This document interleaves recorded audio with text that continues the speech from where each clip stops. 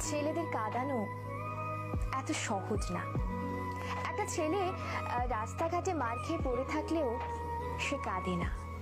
তাকে তার বাবা মা ইচ্ছে মতো বকা দিলেও সে কাঁদে না, বরং শান্তি পায়। তাকে ক্লাস টিচার বেদ দিলেও সে কাঁদে না। তাকে তার প্রিয়জন রাগ অভিমান করে যদি একটা থাপ্পড় দেয় তবুও সে কাঁদে না, বরং সেই থাপ্পড়ে সে ভালোবাসা খুঁজে নেয়। এক কথায় বলতে গেলে ছেলেরা কাঁদেই না। ছেলেদের কাঁদানোর একটা সহজ উপায় হলো তাকে অবহেলা করুন, তার থেকে গুরুত্ব কমিয়ে দিন, তার প্রতিটা কথা এবং অনুভূতি হেসে উড়িয়ে দিন, তার ভালোবাসাকে মজা হিসেবে নিন।